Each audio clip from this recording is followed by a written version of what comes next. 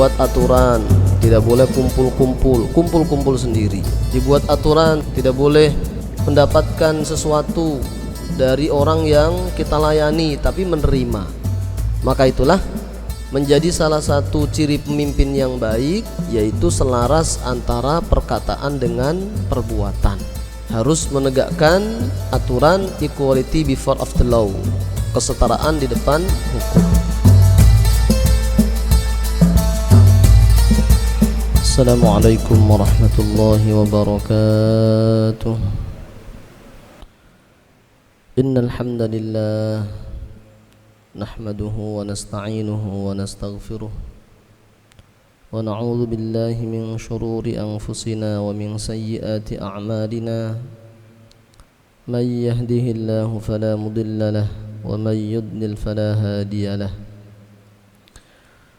Ashhadu an la ilaha illallah wahdahu la sharika lah wa ashhadu anna Muhammadan abduhu wa rasuluhu la nabiyya ba'dah. Allahumma salli wa sallim wa barik ala sayyidina wa habibina Muhammad wa ala alihi wa sahbihi wa man sara ala nahjihi ila yaumil qiyamah. Rabbi shrah li sadri wa yassir li amri wahlul 'uqdatam min lisani yafqahu qawli. Nawaitu ta'alluma wat ta'lim wal istirsyada wal irsyad wa la hawla wa la quwwata illa billahil 'aliyyil 'azim. Amma ba'd.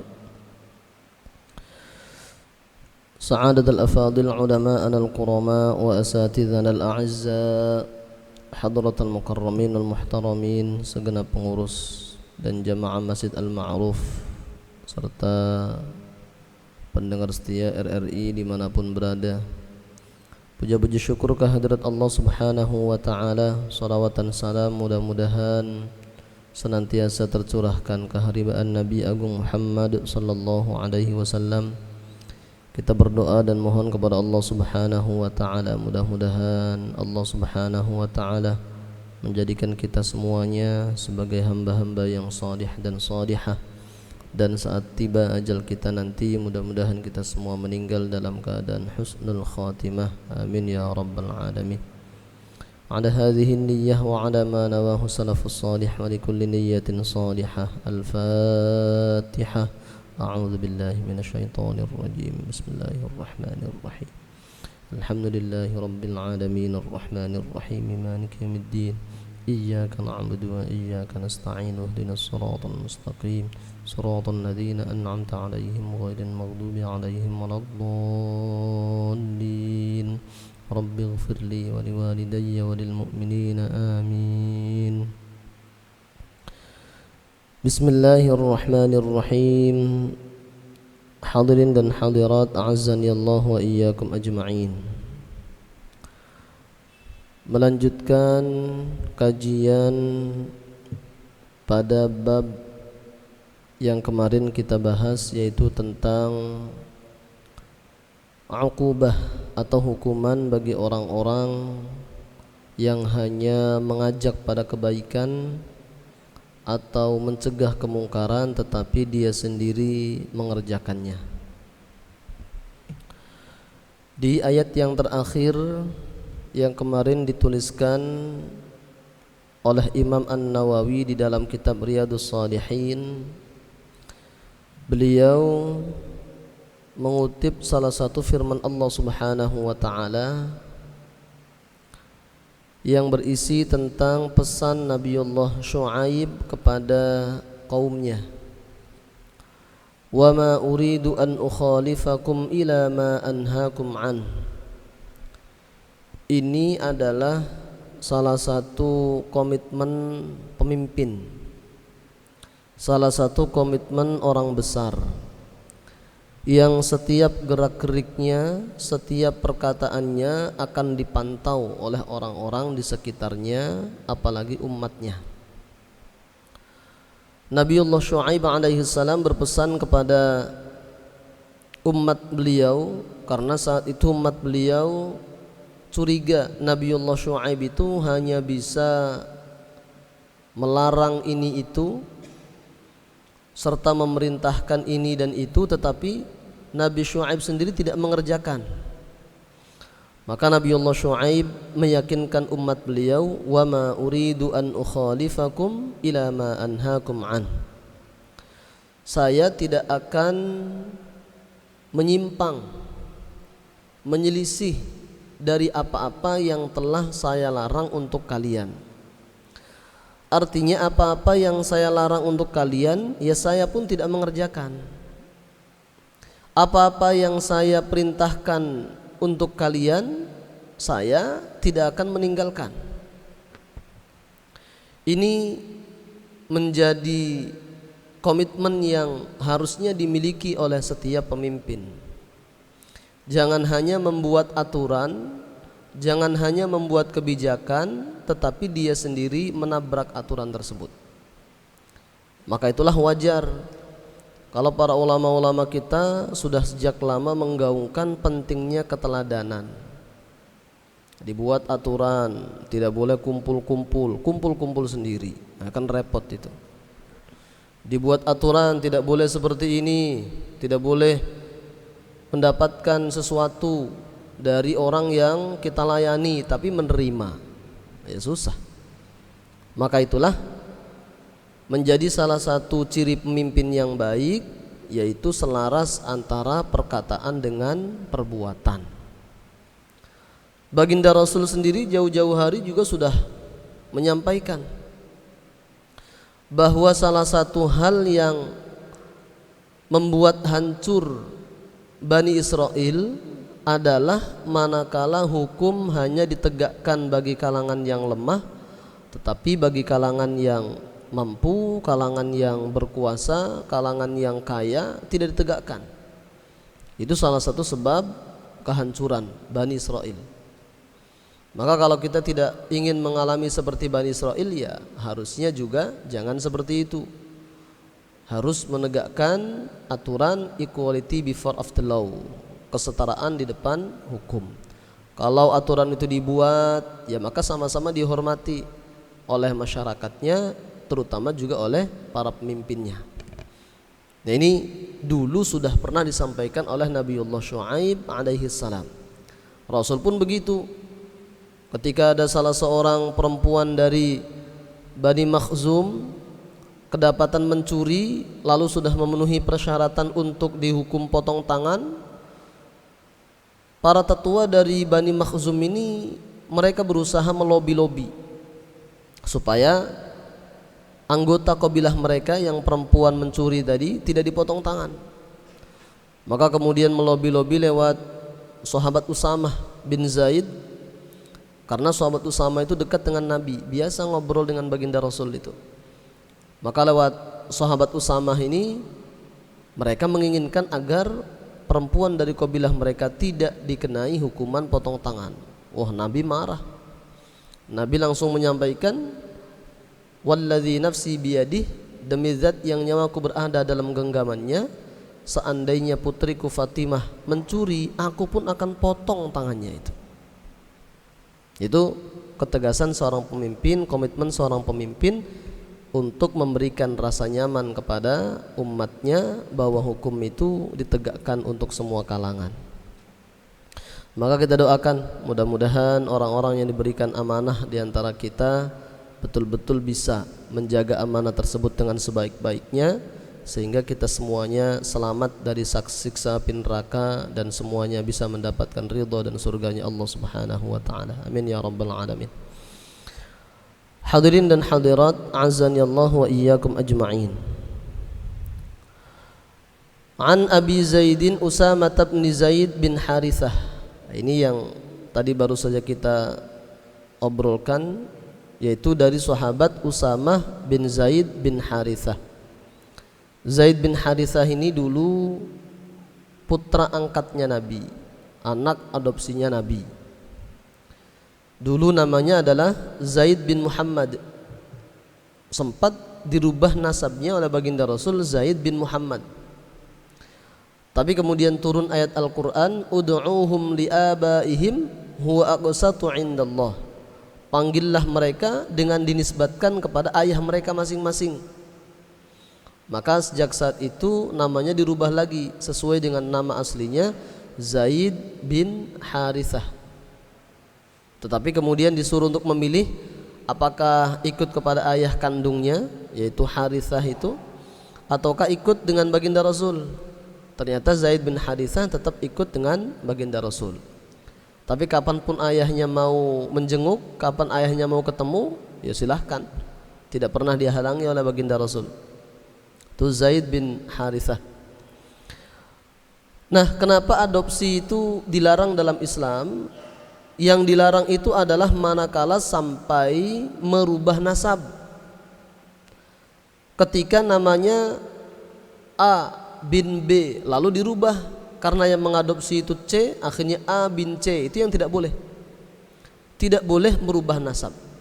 Sebab ancamannya sangat keras sekali dalam hadis-hadis baginda Rasul itu. Siapa yang menisbatkan seseorang kepada selain ayahnya padahal dia tahu ayahnya itu siapa, maka salah satu ancamannya adalah dia mendapatkan laknat dari Allah Subhanahu wa taala. Maka kalau kita mau mengadopsi, mau mengasuh anak silahkan, tapi jangan sampai merubah nasabnya. Tetap nasabnya ya ayah aslinya siapa. Dan tidak usah malu. Wah, ini yang mengadopsinya orang kaya, ayahnya orang biasa saja. Akhirnya anaknya pun juga malu. Oh, saya tidak mau lagi memakai nama ayah kandung saya karena orang tidak punya.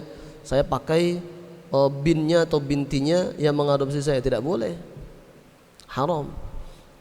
Karena nasab itu di dalam Islam sangat penting sekali. Salah satu maqasidus syariah, salah satu hal yang paling prinsipil dalam syariat Islam itu apa? Yaitu hifdzun nasal, menjaga garis keturunan supaya jelas ini bin siapa, bin siapa, bin siapa, itu harus jelas. Maka itulah kayak nikah mut'ah tidak boleh, kawin kontrak itu nggak boleh. Karena kalau dibolehkan, maka nanti bisa jadi satu perempuan itu bingung, ini anaknya itu anaknya siapa itu. Karena kontraknya kan tidak dibatasi, bisa saja kawin kontrak itu 1 hari, ada juga kawin kontrak seminggu. Nah kemudian baru setelah kawin kontrak dengan beberapa laki-laki hamil, nah ini anaknya siapa ini? Gak jelas. Lalu kemudian ya terserah si perempuannya itu dia mau menisbatkan kepada ayahnya yang siapa, nah itu yang bikin tidak jelas. Dia pasti milihnya yang kaya, milihnya yang tampan dan seterusnya, padahal belum tentu anaknya. Itu salah satu prinsip dalam maqasid syariah, yaitu hifdzun nasal, menjaga garis keturunan supaya jelas keturunan itu. Kemudian di dalam aturan adopsi dalam bahasa Arab namanya tabanni. Tabanni tetap tidak bisa membuat hubungan mahram. Tetap tidak bisa membuat hubungan mahram. Jadi kalau yang kita asuh itu anak perempuan, namanya anak perempuan, maka kalau dia sudah dewasa, ya tetap dia bukan siapa-siapa kita, tetap dia ajnabiyah. Kecuali kalau sejak kecil sebelum usia 2 tahun dia sudah disusui oleh istri kita, minimal 5 kali susuan. Khamsu radha'atin yuharrimna, 5 kali susuan bisa membuat hubungan mahram. Kalau yang ayatnya, ayat Al-Qur'annya dulu ada namanya ayat yang berbunyi asyru radha'atin yuharrimna, 10 kali susuan itu bisa membuat hubungan mahram. Tapi ayat ini kemudian dihapus. Yang menghapus siapa? Ya Allah, melalui malaikat Jibril disampaikan kepada baginda Rasul. Maka itu disebut dengan ayat mansukhah lafdhan wa hukman. Ayat Al-Quran yang tadinya ada tapi kemudian dimansukh, baik redaksinya di Al-Quran tidak ada lagi, hukumnya juga tidak berlaku. Lalu diganti dengan khamsu radha'atin yuharrimna, 5 kali susuan sudah cukup untuk menjadikan hubungan mahram. Jadi di Al-Quran itu ada ayat-ayat yang asalnya ada lalu kemudian dihapus, redaksinya enggak ada, lafadznya enggak ada, hukumnya juga enggak dipakai. Seperti tadi asyru radha'atin yuharrimna, seperti disampaikan oleh Sayyidah Aisyah radhiyallahu anha. Ada lagi di Al-Quran itu ayat-ayat yang redaksinya dulu ada, kemudian menjadi tidak ada, dihapus, dinasakh, tapi hukumnya masih berlaku. Ayat apa itu? Ayat tentang pelaku zina. Asy-syaikhu wasy-syaikhatu idza zanaya farjumuhuma albattah nakalam minallah wallahu azizun hakim. Laki-laki dan perempuan yang sudah pernah menikah dalam ikatan nikah yang sah lalu kemudian berzina, maka rajamlah keduanya dengan pasti. Dan ini sebagai hukuman dari Allah Subhanahu wa taala. Ini kalau kita cari di Al-Qur'an 30 juz 114 surah 6236 ayat, kemudian 77.439 lafad-lafad, 323670 323.670 huruf-hurufnya di Al-Qur'an, 1.025.030 titik-titik di Al-Quran. Itu kalau kita cari sekarang ayat itu nggak ketemu. Kok bisa tahu jumlah lafaz di Al-Quran itu 77.000, bisa tahu huruf-huruf di Al-Quran itu 323.670. Ya itu sudah ada yang menghitung. Kalau saya nggak pernah menghitung sendiri, 1, 2 ya kelamaan. Ulama-ulama sudah banyak menghitungnya, tinggal kita cari saja itu. Itu tidak ada lagi ayat itu. Nah kemana? Ya sudah dinasakh. Ini yang menyampaikan diantaranya adalah sahabat Umar. Beliau pernah berkhutbah menyampaikan kepada masyarakat bahwa dulu kami mendengar ayat tentang masalah rajam. Tidak hanya mendengar, tapi wa wa'ainaha, kami pun menghafalnya. Kemudian kami pun memahaminya, wa aqalnaha, kami memahami ayat itu.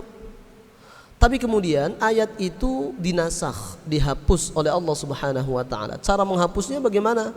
Ya dulu Allah itu menurunkan ayat tersebut melalui malaikat Jibril kepada baginda Rasul. Baginda Rasul sampaikan kepada para sahabat bahkan sudah hafal dan mengerti, memahami apa maksud dari ayat tersebut, bahwa kalau ada laki-laki yang muhsan itu yang sudah pernah menikah, perempuan yang sudah muhsanah, yang sudah menikah, lalu kemudian sudah pernah berhubungan suami istri dalam pernikahan yang sah itu, ternyata kemudian dia berzina, maka namanya zina muhsan. Hukumannya apa? Dirajam. Sahabat Umar menyampaikan ini karena beliau mengatakan, saya khawatir dengan berlalunya masa, dari satu masa ke masa berganti, lalu tiba-tiba ada orang mengatakan, kami tidak dapati ayat rajam itu di mana. Coba yang melakukan hukuman rajam perzinahan muhsan itu coba di mana dalilnya? Maka sahabat Umar itu sudah menerawang jauh ke depan. Jadi saya khawatir di masa-masa yang akan datang ada orang-orang yang mengkritik, ada orang-orang yang meragukan legalitas dari hukuman rajam untuk orang-orang yang zina muhsan. Maka sahabat Umar menyampaikan, ini loh ada ayatnya dulu, kami hafal dulu itu, kami memahami, tapi kemudian dihapus oleh Allah. Ya cara menghapusnya, kemudian Allah menyampaikan kepada malaikat Jibril menyampaikan kepada baginda Rasul. Rasul setoran kepada malaikat Jibril kan setiap Ramadan 1 kali, kecuali di Ramadan yang terakhir sebelum baginda Rasul wafat itu setorannya 2 kali khatam. Nah disitulah sebagai al-urdah al-akhirah, sebagai standar mana ayat yang tetap ada, mana yang dihapus, lalu susunannya, urutannya seperti apa, itu di situ. Nah ternyata ketika Nabi setoran kepada malaikat Jibril yang terakhir itu tidak ada lagi ayat itu. Lalu Rasul sampaikan lagi kepada para sahabat, dulu ada ayat itu, kok sekarang tidak ada? Oh berarti ayatnya sudah dihapus, tapi hukumannya atau hukumnya masih berlaku. Hukumnya masih berlaku. Dibuktikan dengan Rasul pun melakukan perajaman kepada orang-orang yang mengaku telah berzina muhsan. Nah itu namanya ayat yang dinasakh secara lafaz tapi hukumnya masih berlaku. Dan ada juga ayat-ayat yang hukumnya dinasakh, hukumnya tidak berlaku, tetapi redaksinya masih ada di Al-Qur'an. Ada. Seperti contohnya ayat tentang kewajiban berwasiat bagi orang yang akan meninggal dunia. Kutiba alaikum idza hadara ahadakumul mautu in taraka khairanil wasiyah. Kalau kalian akan meninggal dunia maka berwasiatlah. Dulu wajib wasiat itu. Kutiba itu sama dengan furido, difardukan. Ya sama seperti ayat tentang puasa itu kan, ya ayyuhalladzina amanu kutiba alaikumusiyam, diwajibkan dulu. Tetapi ketika turun ayat-ayat mengenai waris, maka ayat mengenai kewajiban berwasiat ini sudah tidak wajib lagi. Itu namanya ayat yang dinasakh hukumnya, tetapi ayatnya redaksinya masih ada. Nah, itu di Ulumul Quran adanya. Silahkan kalau mau pelajari jadwal atau daftar ayat-ayat yang dinasakh hukumnya, itu banyak sekali. Hadirin dan hadirat azani Allah wa iyyakum ajma'in. Lalu kemudian kalau anak angkat itu dapat warisan atau tidak? Kalau dari sisi warisan dia tidak dapat. Jadi kalau warisan itu kan ada dua jalur, ada yang dari asobah, ada yang dari zawil furud yang mendapatkan bagian pasti. Maka dua-duanya anak angkat nggak dapat, karena dia tidak punya hubungan darah, nasab tidak punya, hubungan pernikahan tidak, kemudian hubungan wala yaitu memerdekakan juga tidak ada. Maka dapatnya apa? Kebijakannya adalah mendapatkan wasiat wajibah. Wasiat wajibah. Meskipun tidak berwasiat, orang tua angkatnya tetap anak angkat itu dapat maksimal sepertiga. Maksimal sepertiga. Tidak boleh lebih. Lalu sisanya diberikan kepada ahli waris yang lain yang ada di situ. Itu namanya wasiat wajibah. Tidak dapat, oh ini seperti anak kandung, dia dapatnya asobah, jadi kalau dia sendirian maka seluruh hartanya habis untuk dia. Ya tidak begitu. Atau kalau dia laki-laki maka ketika ada anak perempuan kandung asli lalu kemudian 2:1 dengan anak kandung perempuan, ya tidak bisa, karena dia bukan anak kandung, tidak punya jalur nasab, maka hanya dapat wasiat wajibah maksimal 1/3. Kalau umpamanya kurang dari 1/3 ya bisa, nggak apa-apa. Yang penting paling banyak mentok 1/3, tidak boleh lebih daripada itu. Dari sahabat Abu Zaid Usamah bin Zaid bin Harithah radhiyallahu anhuma, qala, beliau berkata, sami'tu Rasulullah sallallahu alaihi wasallam yaqul, saya mendengar baginda Nabi Muhammad sallallahu alaihi wasallam bersabda, yu'ta birrajuli yaumal qiyamati fayulqa fin nari, didatangkanlah seorang laki-laki nanti pada hari kiamat, dia lalu dilemparkan ke dalam api neraka. Fatandaliku aktabu batnih, kemudian usus-ususnya itu terburai, usus-ususnya sampai keluar. Aktab itu jamak dari kitbun, kitbun itu usus. Ada seseorang dilemparkan ke dalam api neraka, lalu kemudian dia menjerit-jerit, isi perutnya, ususnya itu keluar, terburai semua. Ya kan usus kita ini kan panjang. Fayaduru biha kama yadurul himaru fir roha, maka akhirnya dia berputar-putar, saking sakitnya dia berputar-putar berlari-lari sambil membawa usus yang terburai itu, sampai dia terlilit sendiri oleh ususnya, karena dia lari mutar-mutar saking sakitnya. Kemudian dia tidak sadar bahwa ususnya itu sudah melilit dirinya. Seperti halnya ketika ada himar, dia berputar-putar di dalam tempat larinya, seperti di lapangan himar itu lari-lari mutar-mutar, seperti itu gambarannya. Fayajtami'u ilaihi ahlun nar, maka kemudian ahli neraka mengerubuti dia. Pertanyaannya, loh kok orang ahli neraka itu kok masih peduli dengan yang lainnya? Apakah mereka tidak merasakan sakit? Ya sakit. Tetapi kenapa mereka ini mengerubuti? Karena mereka itu terheran-heran. Terheran-herannya kenapa? Fayaquluna ya fulanu malak, mereka bertanya kepada sang laki-laki yang ususnya terburai tadi, wahai fulan, kenapa engkau ini? Alam taku ta'muru bil ma'ruf wa tanha 'anil munkar, bukankah engkau adalah orang yang selalu menyeru pada kebaikan dan mencegah kemungkaran? Kenapa kok kamu dilemparkan ke dalam api neraka? Kamu kan merintahkan orang sholat, merintahkan orang untuk berzakat, bahkan zakat penghasilan juga harus dikeluarkan menurut mayoritas ulama. Salah satu alasannya adalah qiyas, yaitu masa para petani yang hanya dapatnya sekitar 500 kg gabah umpamanya, setengah 5 kintal ya, 500 itu berarti kan 5 kintal. Itu dia wajib untuk mengeluarkan zakat, sementara para pengusaha, orang-orang yang gajinya banyak, gajinya bahkan bisa berlipat-lipat dibandingkan petani tadi, kok tidak wajib zakat? Kan tidak adil. Jadi karena unsur keadilan itulah, maka para ulama kontemporer itu sekarang di berbagai simposium, di berbagai seminar, di berbagai nadwah, di berbagai muktamar, itu hampir semuanya senada bahwa zakat penghasilan itu hukumnya wajib.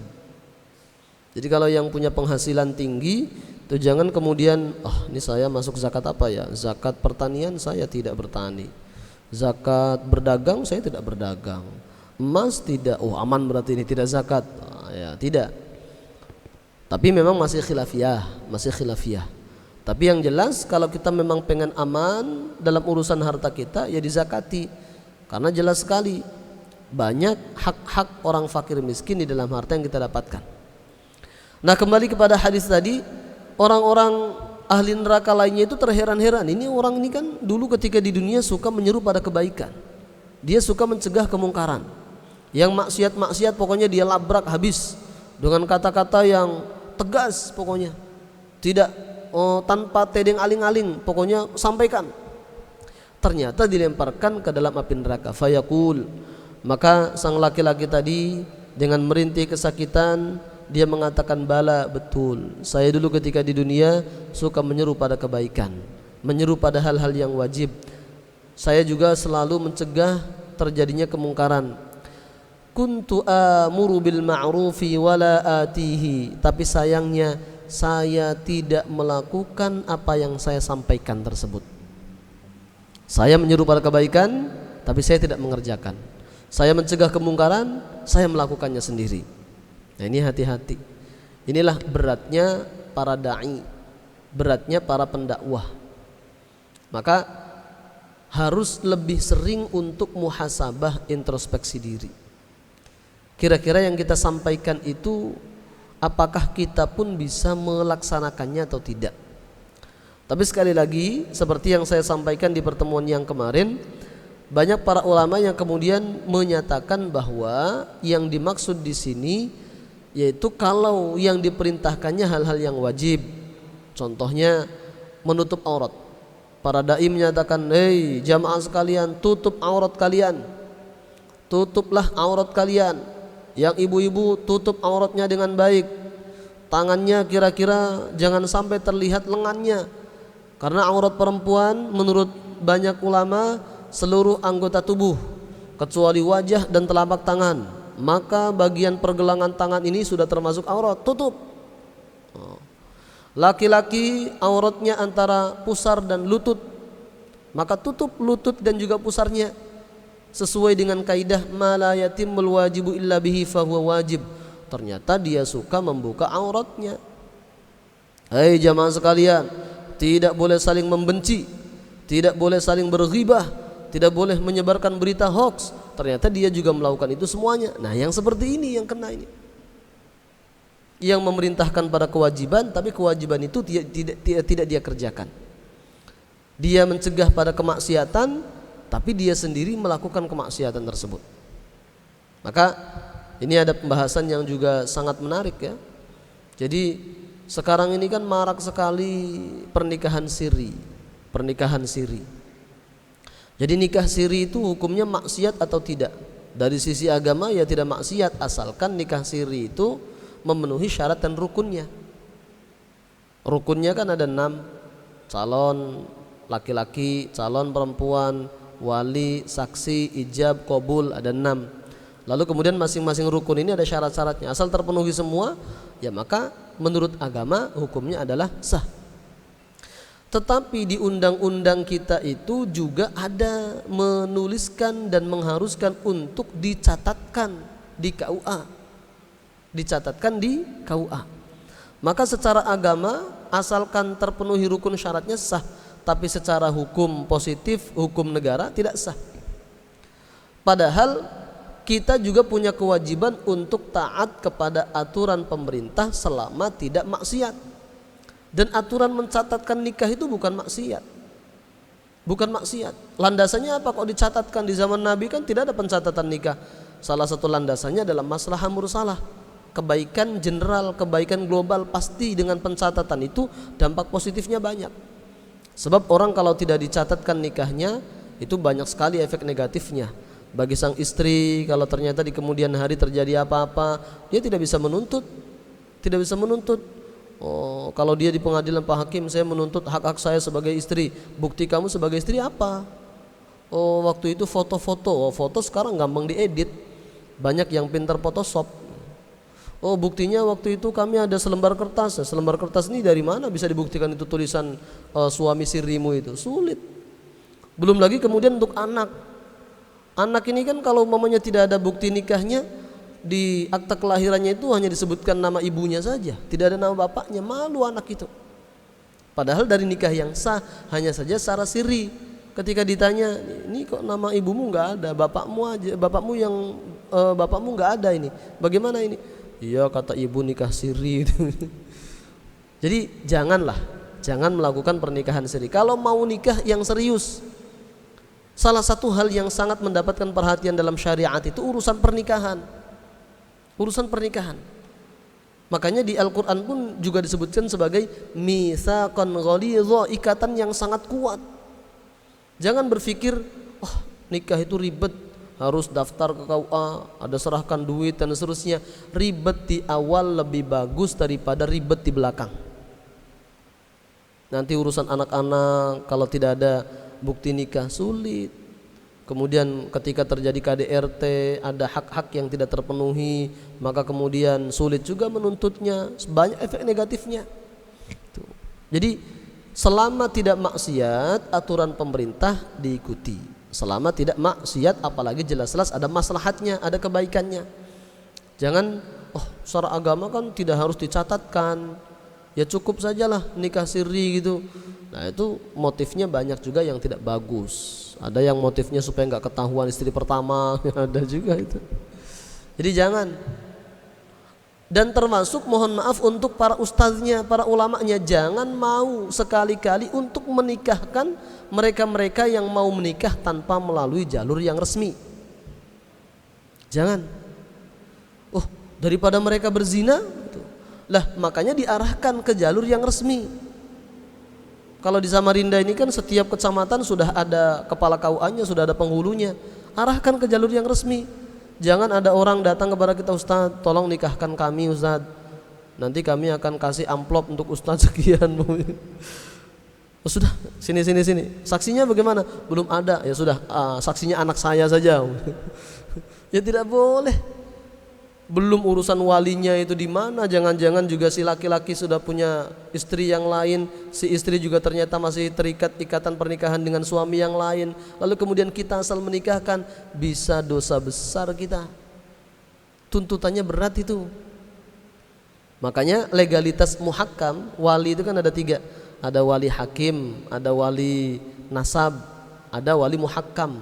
Muhakkam itu orang yang ditunjuk oleh kedua belah pihak untuk menikahkan mereka, namanya muhakkam. Muhakkam itu legalitasnya masih diperselisihkan para ulama. Banyak juga yang mengatakan tidak boleh. Muhakkam itu maksudnya kayak ustadz-ustadz, ulama-ulama yang bukan di hakim, bukan juga sebagai wali nasab, lalu menikahkan. Itu legalitasnya banyak dipermasalahkan para ulama. Maka saya mendengar ada ustadz yang dalam tanda kutip seperti calo menikahkan orang. Jadi orang-orang kalau mau nikah siri ke situ katanya. Ya Allah, tidak boleh. Bahaya sekali itu. Bahaya sekali. Apalagi kita tidak punya kemampuan melacak calon pengantin ini, apakah mereka itu sebenarnya memang sah sebagai suami istri atau tidak. Jangan-jangan masih terikat pernikahan tadi. Jangan-jangan si laki-lakinya sudah punya banyak istri di beberapa tempat gitu. Kita kan nggak tahu. Tuh. Tapi kalau di hakim atau di KUA dilacak betul-betul itu. Kalau taukil ya harus ada tulisannya taukil bil kitabah. Kalau walinya itu memang tidak bisa datang ya harus ada taukilnya dan seterusnya. Kalau kita kan tidak punya kemampuan begitu, maka hati-hati. Ya. Nah inilah masalah yang dihadapi oleh kita semuanya, termasuk tidak hanya para dai, ya semua kita. Kita ini kan sebenarnya dalam sekup yang paling kecil adalah dai semuanya. Bapak-bapak, ibu-ibu ini semuanya dai-daiyah. meskipun dalam sekup yang berbeda-beda. Minimal di sekup keluarga kita. Jangan sampai kemudian kita perintahkan anak kita untuk melaksanakan sholat, tapi kita pun tidak. Kita perintahkan anak kita untuk jangan main game, karena game itu bisa melalaikan kita dari sholat, dari ibadah, dari baca Quran. Kita pun asyik main game. Ya jangan. Jadi jangan sampai hal-hal yang wajib kita perintahkan kepada orang lain, kita pun meninggalkan hal yang wajib itu. Atau sebaliknya, hal-hal yang haram lalu kita larang dilakukan oleh orang lain, lalu kita ternyata mengerjakannya sendiri. Hukumannya seperti tadi. Itu baru satu gambaran. Belum di hadis-hadis yang lain, belum di hadis-hadis dan ayat-ayat Al-Quran yang lainnya. Sangat banyak sekali itu kan. Allah sangat murka, Allah melaknat dan seterusnya dan seterusnya. Ini menjadi perhatian bagi kita. Apalagi mohon maaf, kita sekarang ini dalam kondisi ketidakpastian mengenai umur dan ajal kita. Satu hari yang lalu baru saja ada salah satu teman saya 27 tahun, baru 27 tahun, belum menikah, belum lama lulus sarjana S1, meninggal dunia juga. Maka ayo persiapan diri kita ini, terutama yang sudah sepuh-sepuh, fokusnya, orientasinya adalah bagaimana agar kita meninggal dalam keadaan husnul khotimah. Dan ada pertanyaan, boleh tidak doa husnul khotimah itu diucapkan untuk orang yang sudah meninggal dunia? Ini kan marak ini, banyak dibahas. Orang sudah meninggal dunia kok didoakan husnul khotimah. Itu ya tidak betul seperti itu. Ada yang seperti itu. Maka memang doa husnul khotimah itu yang terbaik adalah untuk orang-orang yang belum meninggal dunia, supaya saat dia nanti meninggal dunia dia bisa husnul khotimah. Husnul khotimah itu cirinya sangat banyak, tetapi salah satu ciri yang paling kelihatan yaitu bisa membaca la ilaha illallah atau ditambahkan dengan Muhammadur Rasulullah di akhir hayatnya. Itu ciri yang paling kelihatan. Tapi bukan satu-satunya itu, bukan. Bisa jadi orang itu meninggalnya sangat mendadak sehingga dia tidak sempat membaca itu. Seperti contohnya tabrakan itu kan, tanpa ada persiapan, tabrakan ceder langsung meninggal saat itu juga, tidak sempat membaca la ilaha illallah. Lalu ada rekamannya. Kemudian ketika diputar rekaman, wah ini orang ini suul khotimah, ini enggak baca la ilaha illallah ini. Ya tidak bisa dipastikan begitu.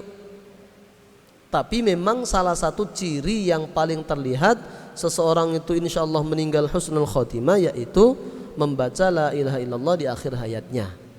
Termasuk juga dia meninggal dalam keadaan sedang beribadah, saat dia sholat itu kan. Kemudian pas membaca surah Al-Fatihah, kan tidak ada la ilaha illallahnya itu surah Al-Fatihah itu. Iyyaka na'budu wa iyyaka nasta'in. Tiba-tiba jatuh, tidak membaca la ilaha illallah. Wah ini su'ul khotimah. Ya tidak, ya husnul khotimah, karena dalam keadaan ibadah. Kemudian meninggal di hari Jumat, baik itu malamnya ataupun siangnya, insya Allah juga husnul khotimah dan seterusnya. Banyak ciri-cirinya. Nah, doa husnul khotimah itu yang terbaik memang kita tujukan untuk orang yang masih hidup. Tetapi pertanyaannya sekarang ini banyak orang-orang yang mendoakan orang yang sudah meninggal dunia agar ketika dia kemarin meninggal itu husnul khotimah. Itu kemudian banyak yang menyatakan, wah itu ya tidak tepat, orang sudah kelewat kok waktunya kok. Jadi doanya ya jangan husnul khotimah, doanya ya semoga diampuni semua salahnya, semoga diterima semua amal baik dan kebajikannya dan seterusnya. Maka jawabannya adalah doa yang terbaik untuk orang yang sudah meninggal dunia adalah memang diampuni segala dosa, diberikan rahmat oleh Allah Subhanahu wa taala, dihindarkan dari siksa api neraka dan juga siksa kubur, serta mudah-mudahan diterima semua amal solihnya. Itu yang lebih pas. Tetapi andai kita mendoakan husnul khotimah pun boleh. Kita mendoakan semoga almarhum kemarin husnul khotimah. Boleh. Apakah ada itu literaturnya? Banyak. Di kitab-kitab ulama-ulama itu banyak mendoakan guru-gurunya agar guru-gurunya itu dulu ketika meninggal itu husnul khotimah. Salah satunya Syekh Ibrahim Al-Maidari Al-Baghdadi ketika wafat. Lalu kemudian Syekh Abdul Razak Al-Baitar mendoakan, ini disebutkan dalam kitab Hilyatul Bashar fi Tarikhi Qarni Tsalits Asyar. Jadi Syekh Abdul Razak ini menuliskan kitab yang isinya menyebutkan profil-profil dari ulama-ulama di kurun ke-13, abad ke-13. Abad 13 itu berarti mulai dari tahun 1201 Hijriyah sampai 1300 Hijriyah. Itu namanya abad ke-13. Kalau kita ini sekarang Masehinya abad keberapa? Abad 2001 kan? Karena mulai dari 2001 sampai 2100 itu namanya abad 21. Tuh. Nah, ini abad ke-13. Jadi tuliskan. Salah satu yang beliau tuliskan yaitu profilnya Syekh Ibrahim Al-Baidari. Dan salah satu tulisan beliau di halaman 21 juz 1 di kitab tersebut, wa qala Allahu ta'ala wa iyyahu haulal matla'i wa razaqana wa iyyahu husnal khitam. Semoga Allah menjaga kita dan menjaga beliau haulal matla', yaitu dari kondisi ketika meninggal dunia, dan juga mudah-mudahan diberikan rizki berupa husnul khotimah. Berupa husnul khotimah, padahal sudah wafat itu. Kemudian Syekh Mustafa bin Muhyiddin juga begitu. Ketika beliau wafat, Syekh Abdul Razak juga menuliskan wa razaqana wa iyyahu husnal khitam, dan mudah-mudahan kita semuanya termasuk beliau mendapatkan husnul khotimah. Kenapa dibolehkan? Karena kita tidak mengetahui apakah dia husnul khotimah atau tidak itu kecuali nanti saat dibuka semua amalan kita di hadapan Allah Subhanahu wa taala. Kita tidak tahu. Ya sama kayak kita puasa lah. Pas kita puasa itu sudah hari raya, mudah-mudahan puasa kita husnul khotimah, kan sudah kelewat itu. Sudah kelewat puasanya, sudah selesai. Tetapi karena kita nggak tahu husnul atau tidaknya, maka terus saja berdoa. Sama kita pun juga begitu. Mudah-mudahan kita ditakdirkan baik, ya kan? Padahal takdir itu loh sudah ditakdirkan oleh Allah sejak zaman azali, sejak zaman dulu. Tapi karena kita nggak tahu isi takdir kita seperti apa, ya doa saja terus supaya Allah betul-betul mentakdirkan kita dengan takdir yang baik. Karena kita nggak tahu. Kita kemarin habis ujian, kelulusannya belum nih, kelulusannya masih nanti. Mudah-mudahan ujian saya kemarin berjalan dengan baik. Lah kan sudah kelewat. Tapi kenapa masih bisa berdoa seperti itu? Karena kepastian baik tidaknya itu kita belum tahu. Dibuktikan dengan nilai, dan nilainya itu belum kita dapatkan. Ya sama, husnul khotimah tidaknya ini kan kita tidak tahu. Kita tidak tahu. Bisa tahu itu kapan? Nanti saat semuanya dikumpulkan di hadapan Allah Subhanahu wa taala, semuanya diperlihatkan amal kebajikan masing-masing, baru kita tahu, oh si A itu ternyata husnul khotimah, si B ternyata su'ul khotimah, kita ternyata husnul khotimah, amin ya rabbal alamin, dan seterusnya. Baru saat itu kita tahu. Tapi sebelum itu ya kita tidak tahu, apalagi orang lain. Maka doa husnul khotimah silahkan saja bagi orang yang sudah meninggal dunia. Alasannya kenapa tadi? Karena kita tidak bisa mengetahui pasti apakah dia husnul ataukah tidak. Apakah husnul ataukah su'ul khotimah, kita tidak tahu. Dan tidak bisa hanya dilihat dari ciri-ciri, oh ini wajahnya merengut, ini pasti su'ul. Itu kan hanya ciri-ciri, tapi untuk memastikannya tidak bisa tahu. Siapa tahu dia merengutnya itu masih mikiri hutang kah atau mikiri yang lain, bisa jadi. Tapi dia membaca la ilaha illallah bisa itu. Atau mikirkan anaknya yang dia punya rencana besar, anaknya ini supaya bisa hafal Quran, dan ternyata belum terlaksana, bisa jadi kemudian dia menunjukkan raut yang kurang gembira, bisa. Namanya juga ciri-ciri, tidak bisa menjadi kepastian, Jadi boleh doa untuk orang yang sudah meninggal dunia itu dengan doa husnul khotimah dibolehkan. Bahkan di salah satu ulama ahli hadis yaitu Syekh Abdul Qadir Al-Arnaud juga didoakan husnul khotimah, padahal sudah wafat lama. Ini salah satu ulama ahli hadis didoakan oleh beberapa ulama-ulama murid-murid beliau yang mendapatkan sanad dari beliau, itu di Mu'jamul Jami' fi Tarajumil Ulama juz 1 halaman 175. Wa nahnu narju husnal khatimah li syekhina haitsu mata ba'da shaumi ramadhana wa bi'irkil jabin wa yaumal jum'ah. Itu murid-muridnya itu setelah beliau meninggal dunia, murid-muridnya mendoakan mudah-mudahan syekh kita, guru kita husnul khotimah. Kenapa? Satu, meninggalnya pada puasa Ramadan, setelah puasa Ramadan. Yang kedua, karena keringatnya, dahinya itu berkeringat, jabin, dahinya berkeringat. Kemudian yang ketiga, pada hari Jumat, itu setelah meninggal dunia. Itu murid-muridnya mendoakan tuh, mudah-mudahan beliau husnul khotimah karena melihat ciri-ciri tadi. Nah itu setelah meninggal dunia. Jadi yang paling pas doa husnul khotimah itu memang kita sampaikan untuk orang yang belum meninggal dunia. Tapi andai ada orang meninggal dunia lalu kita doakan husnul khotimah pun tidak mengapa, tidak apa-apa, boleh. Alasannya karena kita tidak mengetahui pasti apakah dia su'ul ataukah husnul, baik ataukah buruk. Ya kita doa saja, mudah-mudahan Allah menjadikan kematiannya kemarin itu adalah kematian yang husnul khotimah, karena ciri-ciri tidak bisa menjadi kepastian. Makanya tadi juga setelah puasa Ramadan apakah pasti itu kemudian husnul khotimah? Ya tidak pasti. Kalau dia setelah puasa Ramadan ternyata habis itu diisi maksiat terus, ya kan bisa jadi su'ul. Kemudian irqil jabin, apakah itu pasti husnul khotimah? Juga tidak pasti, tapi ciri-ciri. Kemudian pada hari Jumat apakah pasti husnul khotimah? Tidak pasti, tapi ciri-ciri. Nah kalau pas hari Jumat ternyata lagi mabok-mabokan mati umpamanya, apa bisa dibilang oh karena hari Jumat maka husnul khotimah? Ya tidak bisa dipastikan. Namanya juga ciri-ciri. Nah itu. Jadi ini karena masuk banyak pertanyaan mengenai masalah kok doa setelah meninggal husnul khotimah, katanya itu sudah telat.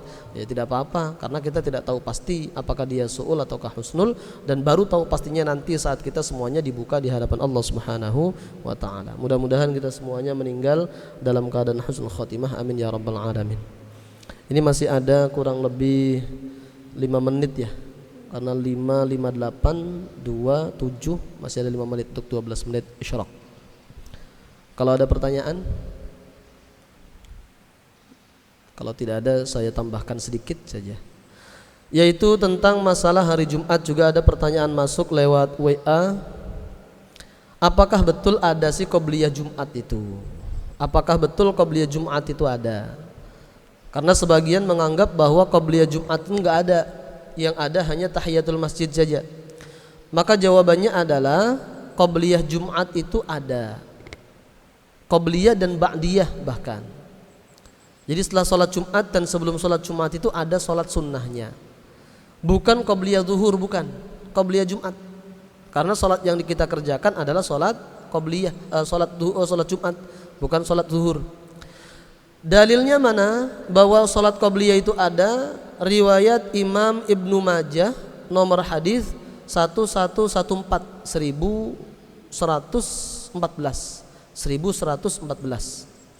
dari sahabat Jabir bin Abdullah radhiyallahu an, qala, beliau berkata, jaa Sulaikun al-Ghatafani wa Rasulullah sallallahu alaihi wasallam yakhtub. Ada seorang sahabat namanya Sulaik al-Ghatafani datang masuk ke dalam masjid ketika Rasulullah sedang khutbah Jumat. Faqala lahu an-nabiy sallallahu alaihi wasallam, maka ketika sedang khutbah itu Rasul menanyakan, asallaita rak'ataini qabla an taji? Apakah engkau sudah sholat 2 rakaat sebelum engkau datang kemari? Apakah engkau sudah sholat 2 rakaat sebelum engkau datang ke sini tadi? Nah berarti sholat apa itu? Sholat qobliyah. Karena kalau sholat tahiyatul masjid kan tidak bisa di rumah. Pertanyaan Nabi, apakah sebelum ke sini engkau sudah sholat? Maka kalau diarahkan, oh itu sholat tahiyatul masjid itu, ya tidak bisa, karena tahiyatul masjid hanya dikerjakan di dalam masjid. Di luar masjid sebelum datang ke masjid tidak bisa sholat tahiyatul masjid. Kemudian dijawab, qala la, belum wahai baginda Rasul. Qala fasalli rak'ataini wa tajawwaz fihima. Kalau begitu kamu sholat dulu 2 rakaat tapi yang cepat, yang rukun-rukunnya saja.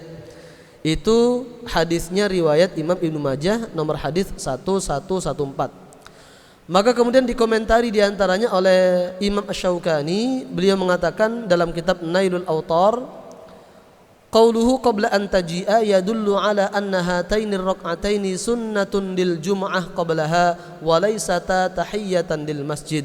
Kalimat qabla an taji'a, sebelum engkau datang, itu menunjukkan bahwa 2 rakaat tadi merupakan salat sunnah qabliyah Jumat, bukan salat tahiyatul masjid. Karena ada kalimat qabla an taji'a. Intaha hadits Ibnu Majah hadza huwa kama qala al-musannifu wa sahhahahu al-Iraqi, dan itu disahihkan oleh Al-Hafidz Al-Iraqi dan juga oleh Imam Abu Dawud sendiri. Kemudian hadis ini juga ditegaskan oleh Al-Hafidz Ibnu Hajar Al-Asqalani. Beliau menyebutkan lam yadhkurir Rafi'i fi sunnatil jum'ati allati qablaha haditsan wa sahhu ma fiha ma rawahu Ibnu Majah an Dawud bin Rashid an Hafsin an Ghiyathin an al-A'mashi an Abi Salihin an Abi Hurairah wa an Abi Sufyana an Jabirin qala ja Sulaik, sama tadi. Jadi menurut Al-Hafidz Ibnu Hajar Al-Asqalani itu hukumnya hadisnya juga sahih, seperti disebutkan dalam kitab Talkhisul Habir juz 2 halaman 177. Lalu kalau ba'diyahnya apakah ada? Ada juga. Dari Imam Nafi', beliau mengatakan kana Ibnu Umar yutilus salata qabla al-jumu'ati wa yusalli ba'daha rak'atain fi baitihi wa yuhadditsu anna Rasulullah sallallahu alaihi wasallam kana yaf'alu dzalik. Dari Imam Nafi' mengatakan bahwa sahabat Ibnu Umar itu sebelum sholat Jumat sholatnya panjang, yutilus sholat, sholatnya dipanjangkan sebelum sholat Jumat. Dan setelah sholat Jumat beliau juga sholat 2 rakaat di rumahnya. Lalu beliau menceritakan bahwa Rasulullah pun mengerjakan seperti itu. Artinya Rasul pun mengerjakan qobliyah dan ba'diyah. Hadisnya juga riwayat Imam Abu Dawud nomor hadis 1130, dan ini juga merupakan dalil tentang sunnahnya sholat qobliyah dan ba'diyah Jumat. Kalau riwayat yang lain itu 4 sebelum Jumat 4 rakaat, setelah Jumat 4 rakaat juga ada. Tapi minimal 2 rakaat ada. Jadi kesimpulannya apa? Kesimpulannya qobliyah Jumat ada, ba'diyah Jumat juga ada, berdasarkan hadis-hadis tadi. Wallahu a'lamu bis-shawab. Al-Fatihah. A'udzubillahi minasyaitonir rajim. Bismillahirrahmanirrahim. Alhamdulillahi rabbil alamin arrahmanir rahim maliki yaumiddin iyyaka na'budu wa iyyaka nasta'in ihdinas siratal mustaqim siratal ladzina an'amta 'alaihim ghairil maghdubi 'alaihim waladdallin amin. Amin ya Allah ya Rabbal Alamin. Bismillahirrahmanirrahim. Alhamdulillahi Rabbil Alamin. Allahumma salli ala Sayyidina Muhammadin wa ala alihi wa sahbihi ajma'in. Allahumma anfa'na bima 'allamtana wa 'allimna ma yanfa'una. Allahumma qsim lana min khashyatika ma tahulu bihi bainana wa bain ma'siyatik. Allahumma ighfir lahu warhamhu wa'afihi wa'fu anhu wastur 'uyubahu wa tub tawbatahu wa taqabbal a'malahu waj'alil jannata ma'wahu madkhalahu bi rahmatika ya arhamar rahimin. Rabbana atina fid dunya hasanah wa fil akhirati hasanatan wa qina adzaban nar. Wa sallallahu ala sayyidina Muhammad wa ala alihi wa sahbihi wa sallam. Walhamdulillahi rabbil alamin. Taqabbalallahu minkum minna wa minkum taqabbal ya karim. Ihdinas siratal mustaqim. Assalamualaikum warahmatullahi wabarakatuh.